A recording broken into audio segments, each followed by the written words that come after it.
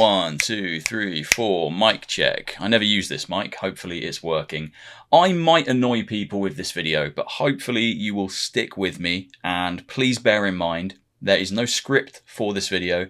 I'm just talking freely off the top of my head. I'm talking passionately and emotively about something I love, and that is VR. And more specifically, I'm talking about the current state of VR in 2025. VR isn't dead, but it does feel like it's sick. Now, I don't mean sick in the way that the kids used to say when I was younger, because I am very old. I mean sick in the literal sense. It feels like VR is currently in a hospital, hooked up to an IV, getting fluids 24/7, just to try and keep it going, because the future doesn't look as bright or certain as it did last year or the year before or the year before that. Now, for context, I have been playing VR for so many years now, not quite since the very start of commercial VR, but pretty close.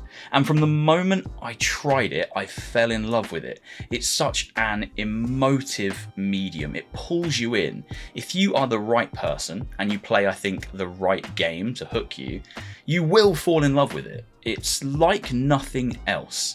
It's an extension of your senses for video games. Fundamentally, I love video games. I've always loved video games ever since I was a tiny boy, and VR lets me step into those video games and engage with them in a way that I never thought would be possible in my lifetime. I adore VR. And I think, and this is an aside, I think that's probably part of the reason my titles on YouTube are so shit. And yes, I know I'm bad at making YouTube titles. I use a lot of the same descriptive words. I use best and amazing and intense all the flipping time. It's something I'm not good at, and I know that. But I use those titles because I understand YouTube SEO, and I understand algorithmic pushing of content, and I want people who aren't necessarily already engaged in VR to see how absolutely utterly amazing this is. And maybe I'm going about that the wrong way, but when I've tested titles in the past that are less emotive or don't really use those words, they don't get the same reach. And I know that I will be pissing off a portion of my audience who are already engaged in VR and don't want to see best, intense and amazing all the time. But I want to get the message out there because I love this medium. So apologies, I'll try and do better. I'll try and learn some more adjectives.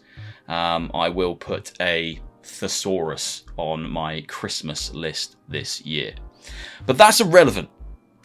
VR right now feels like it's in a really weird stagnant state, and I don't want to make a video where I say VR is dead. That isn't my intention, and that's not what this video is. This really is just a video of me talking and trying to figure out why I feel the way I do this year. Last year and the year before were very strong years for VR. So I think coming off the back of those years, this year was always going to struggle to live up to the expectation that I have for what VR can be on a good year.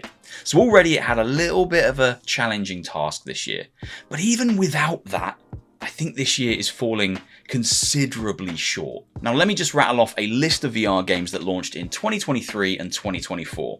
VR games that really resonated with me, games that made me excited, games that had me coming back and playing them time and time again for repeat play sessions. Some of these games I still play to this day because they're just that good. The Light Brigade, Asgard's Wrath 2, Assassin's Creed, Propagation Paradise Hotel, Starship Home, Underdogs, The Seventh Guest, Vertigo 2, Resi 4 VR, Peaky Blinders, Demeo, Bootstrap Island, Max Mustard, Arizona Sunshine 2, Alien Rogue Incursion, Into the Radius 2, Horizon Call of the Mountain, Gran Turismo, Resi Village VR, Synapse, Batman, Behemoth, and Metro. Now, it might have sounded like it, but that wasn't a definitive list of the best VR games of 2023-2024. That was actually a very personal list of VR games that made me believe that we were living through an amazing time to be a VR user, a VR gamer, and someone who believes in this tech. I truly feel like we've just lived through a VR renaissance that is starting to peter out. The money is starting to run out.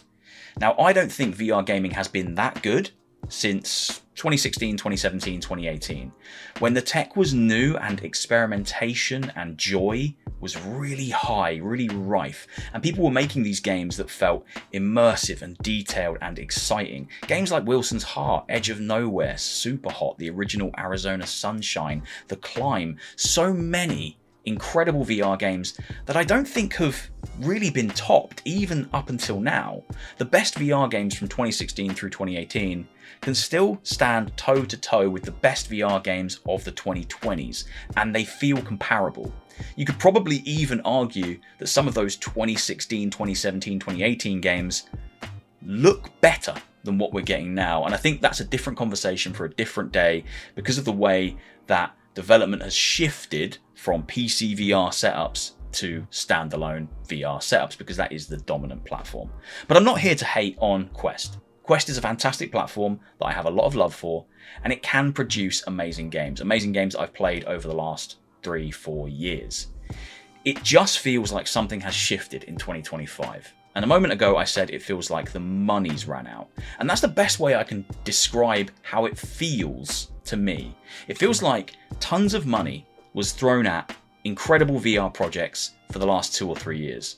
VR projects that publishers and developers hoped would do more than they actually did.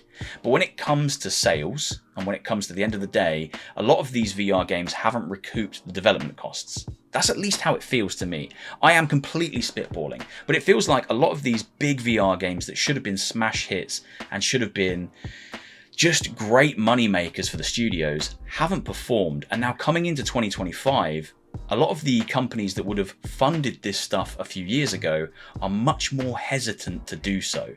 It feels like there is much less money floating around behind the scenes to back exciting VR projects and push VR into the limelight. Now, I obviously can't prove to you that the money has run out. I can't offer you anything tangible to back up that claim, and there are still some big name IPs coming to VR in the next few months. We have Deadpool, we have Teenage Mutant Ninja Turtles, we have Thief, and we have World War Z. There is still some money floating around, and Meta in particular are clearly still throwing some money at devs to get some big IP on their platform. However, one little anecdote I can offer you that kind of, to me at least, speaks to the health and the state of VR in 2025 is VR's footprint and inclusion at big events like Gamescom. Now, I was lucky enough to go to Gamescom in 2024, and in 2024 there was an incredible showing for VR.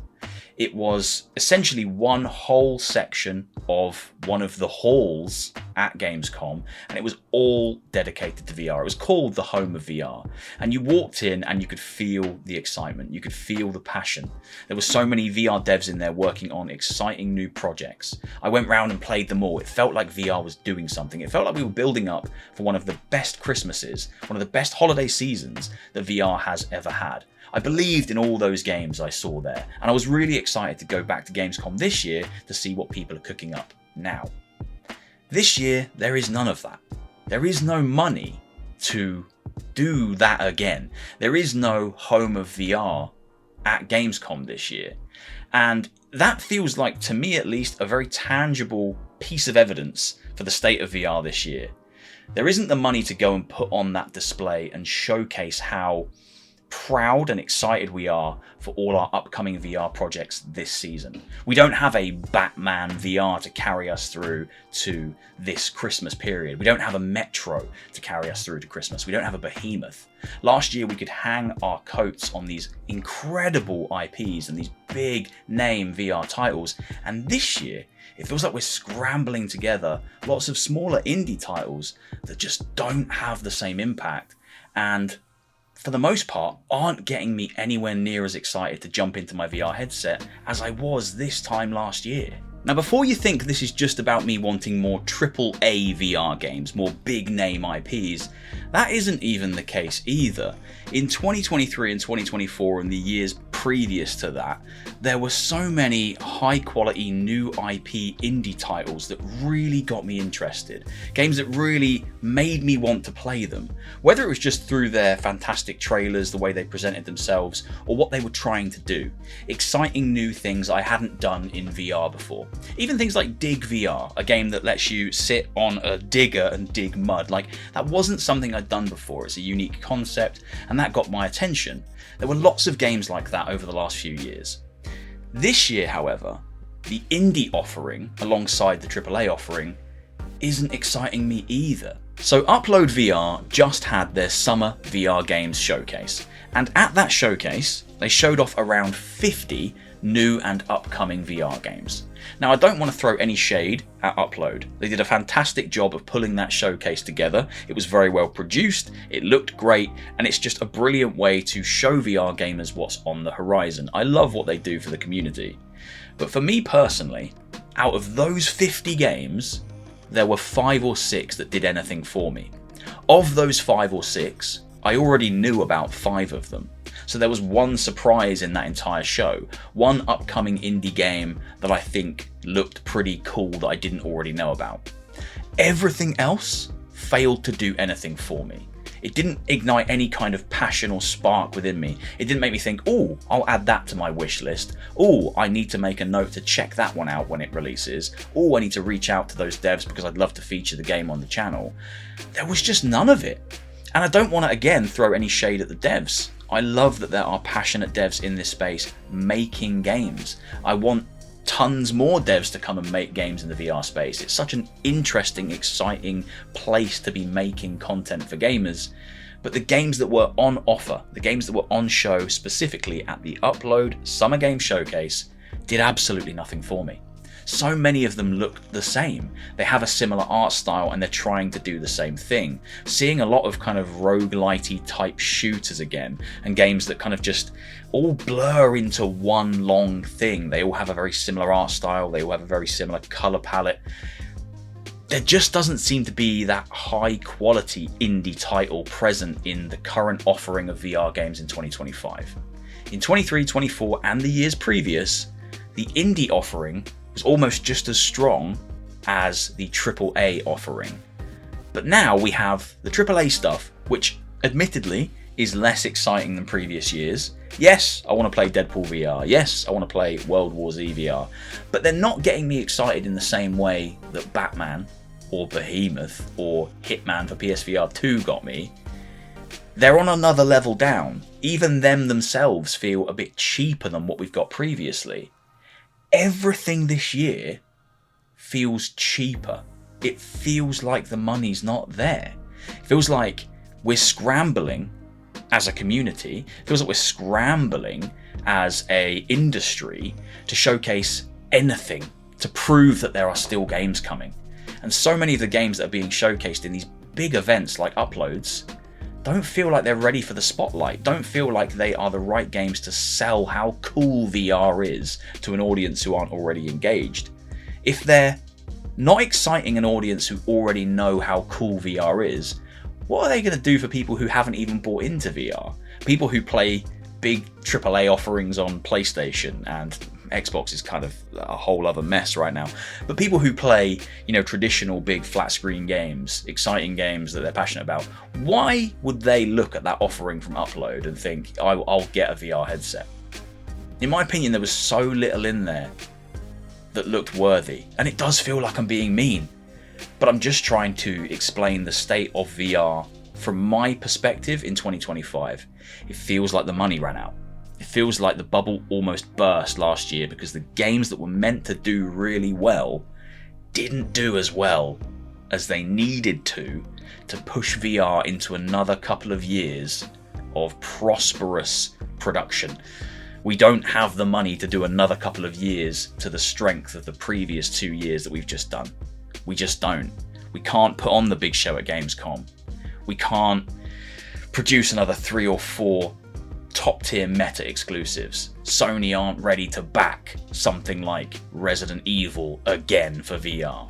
Time will tell, maybe they will pump the money in to ensure that the new Resi does get the VR treatment, but at the moment it feels like VR is left to coast off the back of indie devs, and therefore the quality of the games has come down. And that's not to the fault of the indie devs, everyone starts somewhere, but I think from a perspective of what we've just come from, what these last 2 years have produced, to where we are now, it just feels like such a steep drop off. And it's a shame. It's just such a shame.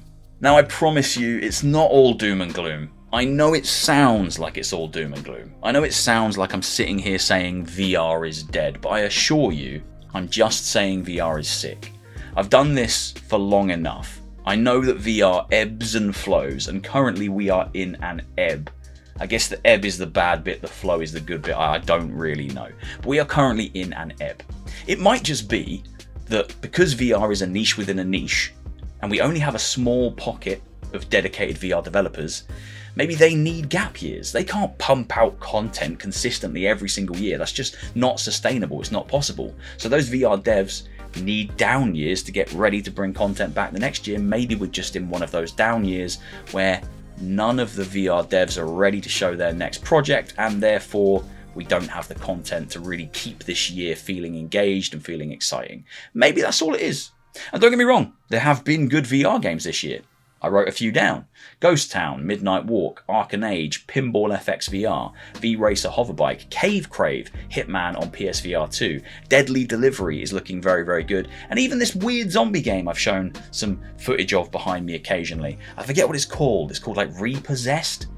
120 FPS zombie shooter? The worst name for a game ever, but even that's kind of fun.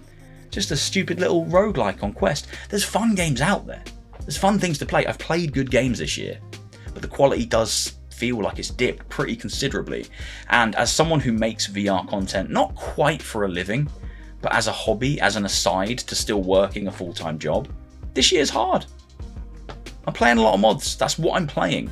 So when I sit there making ready or not video after ready or not video after ready or not video, telling you it's the best VR FPS in 2025, I mean those words. They're not clickbait. I mean them. That's how I feel.